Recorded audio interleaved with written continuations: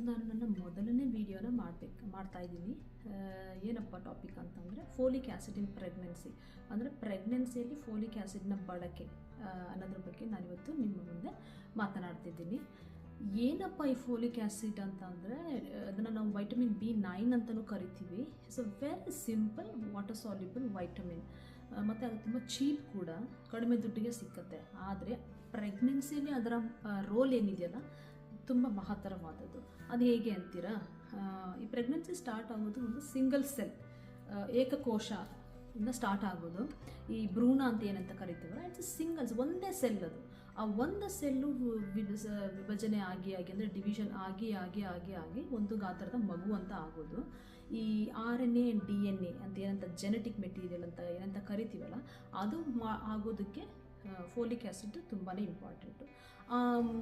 ಮಗು ಬೆಳವಣಿಗೆ ಆಗೋ ಟೈಮ್ನಲ್ಲಿ ಈ ಫೋಲಿಕ್ ಆ್ಯಸಿಡ್ ಕೊರತೆ ಏನಾದರೂ ಆಗಿದ್ದರೆ ಬಾಡಿನಲ್ಲಿ ಮಗುವಿನ ಬೆಳವಣಿಗೆ ಕುಂಠಿತ ಆಗುತ್ತೆ.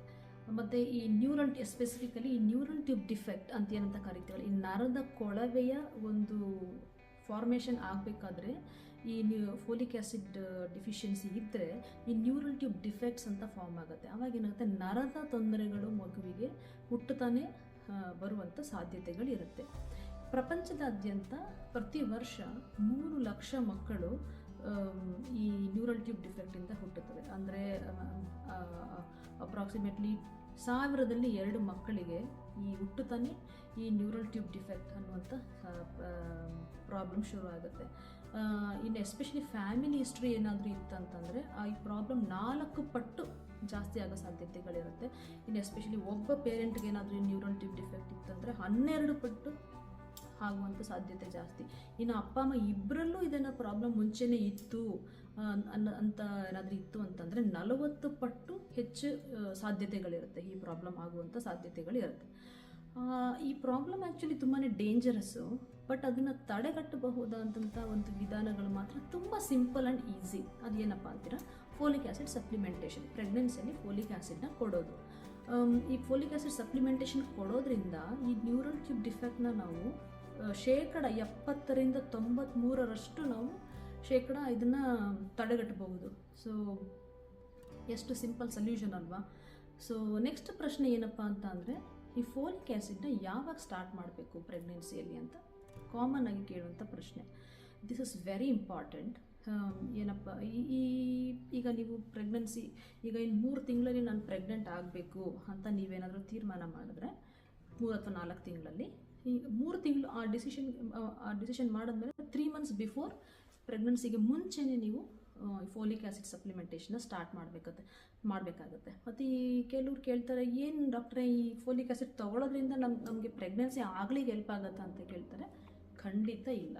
ಪ್ರೆಗ್ನೆನ್ಸಿ ಆಗಲಿಕ್ಕೆ ಫೋಲಿಕ್ ಆ್ಯಸಿಡ್ ಹೆಲ್ಪ್ ಮಾಡಲ್ಲ, ಬಟ್ ಪ್ರೆಗ್ನೆನ್ಸಿ ಆದ ತಕ್ಷಣ ಅದರ ಒಂದು ಮಹತ್ವ ಜಾಸ್ತಿ ಆಗುತ್ತೆ, ಅದರ ರೋಲ್ ಜಾಸ್ತಿ ಇರುತ್ತೆ, ತುಂಬ ಇಂಪಾರ್ಟೆಂಟ್ ಆಗುತ್ತೆ ಪ್ರೆಗ್ನೆನ್ಸಿಯಲ್ಲಿ. ಹಾಗಾಗಿ ನಾವು ಅದನ್ನು 3 ತಿಂಗಳು ಮುಂಚೆನೇ ಸ್ಟಾರ್ಟ್ ಮಾಡಬೇಕಾಗುತ್ತೆ.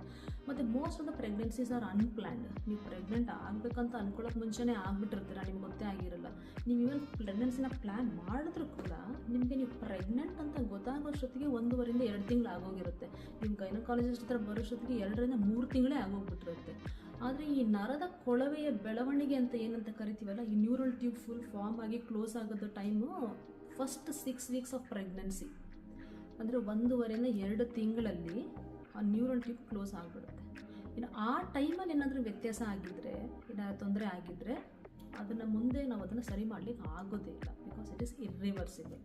ಸೊ ಹಾಗಾಗಿ ಆ ನ್ಯೂರಲ್ ಟ್ಯೂಬ್ ಫಾರ್ಮೇಷನ್ ಆಗೋ ಟೈಮಲ್ಲಿ ನಾವು ಆ ಫೋಲಿಕ್ ಆ್ಯಸಿಡ್ ಡಿಫಿಷಿಯನ್ಸಿ ಕೊರತೆ ಇಲ್ಲದೆ ಇರೋ ಥರ ನೋಡ್ಕೋಬೇಕು ಅಂದರೆ ನಾವು ಪ್ರೆಗ್ನೆನ್ಸಿ ಮುಂಚೆನೇ ನಾವು ಫೋಲಿಕ್ ಆ್ಯಸಿಡ್ನ ಸ್ಟಾರ್ಟ್ ಮಾಡಬೇಕಾಗುತ್ತೆ. And that is a very critical period ಆ ಟೈಮಲ್ಲಿ, ಫಸ್ಟ್ 6 ವೀಕ್ಸ್ ಆಫ್ ಪ್ರೆಗ್ನೆನ್ಸಿ. ಅದಕ್ಕೋಸ್ಕರ ನೀವು ಫೋಲಿಕ್ ಆ್ಯಸಿಡ್ನ 3 ತಿಂಗಳು ಮುಂಚೆನೇ ಸ್ಟಾರ್ಟ್ ಮಾಡಬೇಕು ಅಂತ ನಾವು ಅಡ್ವೈಸ್ ಮಾಡ್ತೀವಿ. ಮತ್ತೀಗ ನೆಕ್ಸ್ಟ್ ಪ್ರಶ್ನೆ ಏನಪ್ಪ ಅಂತ ಅಂದರೆ, ಎಷ್ಟು ದಿನ ಕಂಟಿನ್ಯೂ ಮಾಡಬೇಕು? 3 ತಿಂಗಳು ಮುಂಚೆನೇ ಸ್ಟಾರ್ಟ್ ಮಾಡಿದ್ದೀವಿ ಸರಿ, ಬಟ್ ಎಷ್ಟು ದಿನ ನಾವು ಫೋಲಿಕ್ ಆ್ಯಸಿಡ್ನ ಕಂಟಿನ್ಯೂ ಮಾಡಬೇಕು ಅಂತ ತುಂಬ ಪ್ರಶ್ನೆ ಕೇಳ್ತಾರೆ.